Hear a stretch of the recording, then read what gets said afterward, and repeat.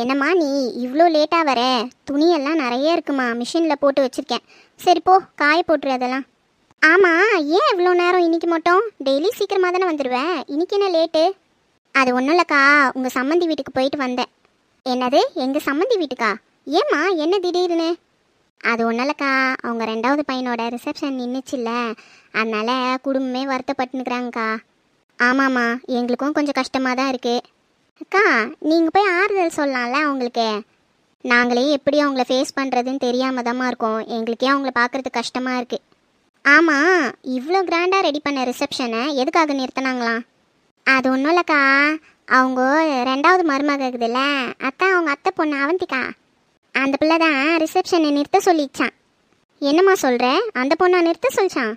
ஆமாங்க்கா, என்ன பிரச்சனைன்னு தெரில, ரிசப்ஷனை நிறுத்தணும்னு சொல்லி ஒரே அடம் பிடிச்சி நினச்சான். ரிசப்ஷன் நிறுத்தலைன்னா நான் செத்துருவேன்னு சொல்லிச்சாங்க்கா. அதனால குடும்பமே சேர்ந்து ரிசப்ஷனை நிறுத்திட்டாங்க. அச்சோ, கேட்குறதுக்கே ரொம்ப கஷ்டமாக இருக்குமா. எவ்வளோ ஏற்பாடு பண்ணியிருப்பாங்கல்ல, எல்லார்கிட்டையும் சொல்லியிருப்பாங்க.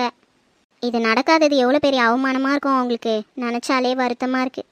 ஆமாங்க்கா, அந்த ரிசப்ஷனுக்கோசரம் எல்லாருக்குமே ட்ரெஸ் எடுத்து கொடுத்தாங்கக்கா. ரொம்ப செலவு பண்ணார் அந்த பெரிய ஐயா தான். அதுவும் அந்த அவினாஷ் தம்பிக்கிறாரேக்கா, அவரு கூட நிறைய செலவு பண்ணாருக்கா. காஞ்சிபுரத்துக்கே ஸ்ட்ரெயிட்டாக கூட்டின்னு போயிட்டு புடவெல்லாம் எடுத்து கொடுத்தாருக்கா. பெங்களூரில் போய் நகை வாங்கின்னு வந்தாங்கக்கா. அவ்வளோ ஆசையாக ரெடி பண்ணார். கடைசியில் பார்த்தா அந்த பொண்ணு வேணான்னு சொல்லிச்சான். ரொம்ப மனசு உடஞ்சி போய் உட்காந்துக்கிறாங்கக்கா. அவங்க வீட்டுக்கு போய் பார்த்துட்டு அவங்களுக்கு ஆறுதல் சொல்லலாம்லக்கா.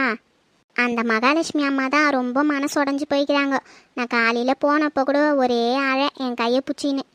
நாங்கள் யாருக்குன்னா பாவம் பண்ணோன்னு தெரியலையே, ஏன் இப்படிலாம் நடக்குதுன்னு ஒன்றும் புரியலையேன்னு ஒரே அழை.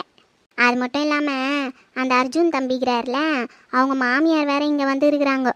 ஆமாம், நானும் கேள்விப்பட்டேன். அவங்க பொண்ணு மாசமாக இருக்காங்கல்ல, அவங்கள பார்க்குறதுக்காக வந்தாங்களாம். ஆமாங்க்கா, பொண்ணை கூட்டின்னு போய் 2-3 நாள் வீட்டில் வச்சுருந்தா அனுப்பலான்னு நினச்சாங்களாம். இந்த ஐஸ்வர்யா அம்மாக்குறாங்கல்ல, அவங்க தான் ரிசப்ஷன் முடிஞ்சோடனே நான் வரேன்னு சொல்லிட்டுக்கிறாங்க. ரிசப்ஷன் முடிஞ்சு எல்லாம் ஒன்றா போகலான்னு நினச்சிருந்தாங்கக்கா. அதுக்குள்ளே பார்த்தா இந்த மாதிரி ஆயிடுச்சு. பாவம், என்ன பண்ணுறது, எல்லாம் அவங்கவுங்க தலையெழுத்து மீனாட்சி. சரி, நீ போய் உன் வேலையை பாரு. சரிக்கா, நான் போகிறேன். துணி எங்கக்கா வச்சுக்கிறீங்க? இப்போ தான் மிஷினில் போட்டிருக்கேன். அதுக்குள்ளே நீ ஹால் மட்டும் கொஞ்சம் பெருக்கி தொடச்சிருக்கியா, ஒரு மாதிரி பிசு பிசுன்னு இருக்குது. ஆ சரிக்கா. சே, சம்மந்தி அம்மா பாவம், எவ்வளோ ஆசையாக ரெடி பண்ணியிருப்பாங்க. இந்த பொண்ணு திடீர்னு ஏன் இப்படி பண்ணிட்டா? ஏற்கனவே அவங்க கல்யாணம் வேறு ரொம்ப பிரச்சனையில் நடந்தது, இதில் இது வேறவா?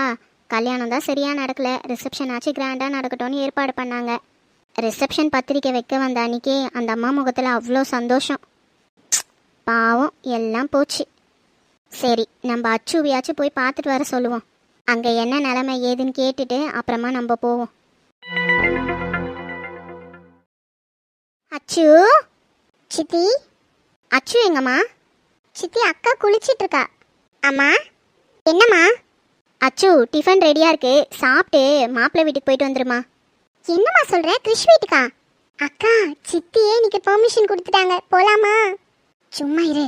அம்மா, என்னம்மா திடீர்னு கிறிஷ் வீட்டுக்கு போக சொல்கிறீங்க, என்ன விஷயம்? அந்த வீட்டுக்குள்ளே எப்படியாச்சும் போயிடலாம் நான் நினச்சிட்டு இருந்தா, இவ வேற.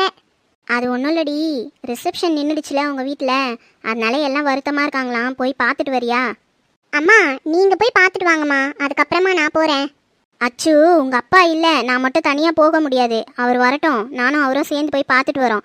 இப்போ அவங்க வீட்டில் என்ன நிலமை, எல்லாம் எப்படி இருக்காங்கன்றதை நீ பார்த்துட்டு வந்து சொல்லு. அப்படியே ஐஷு கன்சீவாக இருக்கான்னு சொன்னாங்கல்ல, அவளையும் பார்த்துட்டு வந்துரு. அம்மா, நான் இப்போ போனால் அவங்க யாரும் தப்பாக பேச மாட்டாங்களா?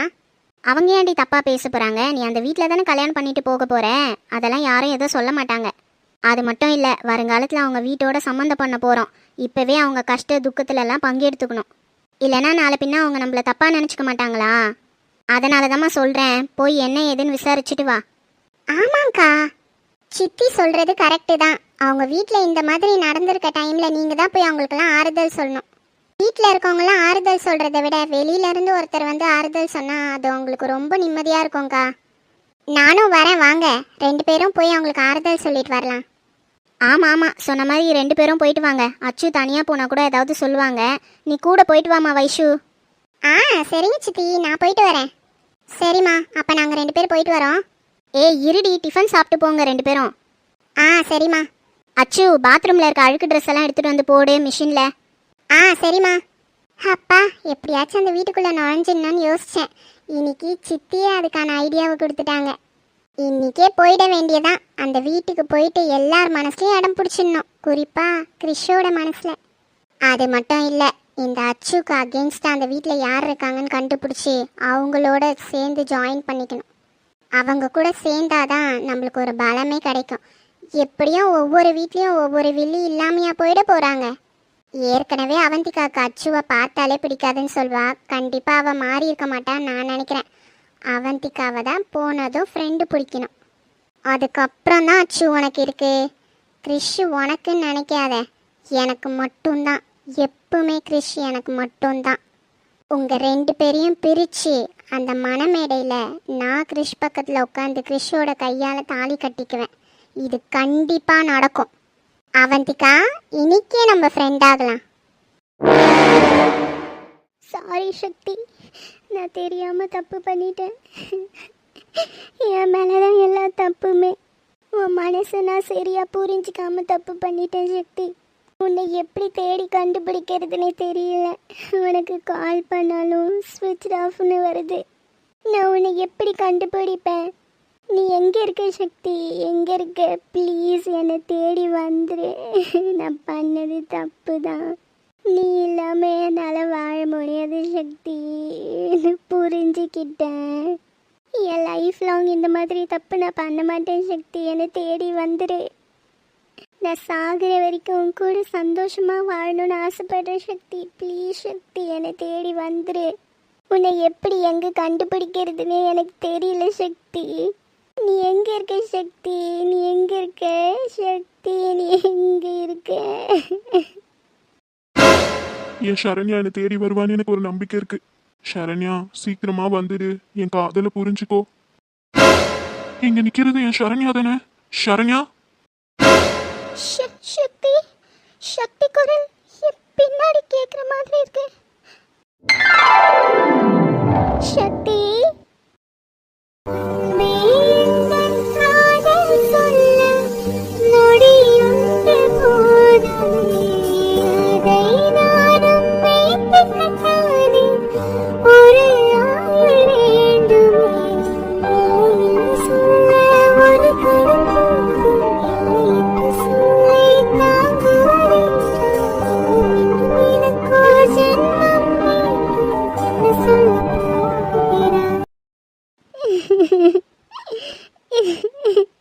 சாரி சக்தி, என்னை மன்னிச்சிரு சக்தி. நான் ரொம்ப பெரிய தப்பு பண்ணிட்டேன். ரியலி ஐ எம் சாரி சக்தி. நான் உன்னை ரொம்ப லவ் பண்ணுறேன். உன்னை தேடி நான் எங்கெல்லாம் திரிஞ்சேன் தெரியுமா? உன் பேரும் ஃபோன் நம்பரும் மட்டும்தான் சக்தி எனக்கு தெரியும். உன்னை பற்றி மொத்த எந்த டீட்டெயில்ஸும் எனக்கு தெரியாது. அதனால நான் ஊர் ஊராக தெரிஞ்சேன். சரண்யா அழாதம்மா, அதான் நான் வந்துட்டேன்ல. சாரி சக்தி, உன்னை நான் சரியாக புரிஞ்சிக்கல. என்னை மன்னிச்சிருவியா சக்தி? என் காதலை ஏற்றுப்பியா? சரண்யா ப்ளீஸ், நீ ஃபர்ஸ்ட் அழறத நிறுத்தேன். சரண்யா எனக்காக அழறது கொஞ்சம் நிறுத்துமா ப்ளீஸ்மா. இங்க பாரு, ஒரு நிமிஷம் என்ன பாரு. சக்தி, என் மேலே உனக்கு எந்த கோவமும் இல்லைல்ல? இல்லம்மா, உன் மேல எனக்கு எந்த கோவமும் இல்லை. நீ என்னைக்காவது என்னோட உண்மையான அன்பு புரிஞ்சுக்கிட்டு என்னை தேடி வருவேன்னு நான் நினைச்சேன். அதனாலேயே டெய்லியும் இந்த இடத்துக்கு வந்து உனக்காக வெயிட் பண்ணிட்டு இருப்பேன். ஏன் சக்தி, எனக்காக ஏன் இவ்வளோ பண்ணுறேன்? ஏன்னா நான் உன்னை அந்த அளவுக்கு லவ் பண்றேன். ப்ளீஸ் என் முன்னாடி அழாத, எனக்கு மனசு கஷ்டமா இருக்கு. லைஃப் லாங் இனிமே உன்னை அழாம பாத்துக்கணும்னு நினைக்கிறேன். உன் வாழ்க்கையில் என்ன உன் ஒய்ஃபை ஏற்றுப்பியா சக்தி? இந்த ஜென்மத்துல நீ மட்டும்தான் எனக்கு ஒய்ஃப். அடுத்த ஜென்மன்றது எனக்கு நம்பிக்கை இல்லை. அப்படின்னு ஒன்று இருந்தா அந்த ஜென்மத்திலையும் நீ தான் எனக்கு ஒய்ஃபா இருக்கணும். Love you Shakti. Love you so much. என்னை நீ நல்லா பார்த்துப்பியா சக்தி? ஏய் என்ன பண்ணுற? இப்படிதான் உன்னை கையில வச்சு தாங்குவேன். போதுமா? இப்போ என்னை நம்பி வருவியா? இது போதும் சக்தி. இப்போவே நான் ரொம்ப சந்தோஷமா இருக்கேன். இனிமே என்னை விட்டு போக மாட்டேல? நான் உன்னை இனிமே ஒரு நிமிஷம் கூட விட்டு பிரிஞ்சே இருக்க மாட்டேன். நீ ஃப்ரீயா இருக்கும் போது சொல்லு, என் வீட்டுக்கு கூட்டிட்டு போய் அப்பா அம்மாக்கு எல்லாருக்கும் நான் இன்ட்ரோ பண்ணி வைக்கிறேன். சரி சக்தி. சரண்யா, நீ பார்க்க தான் ஒல்லியா இருக்க, ஆனா செம்ம வெயிட்டு. ஏய்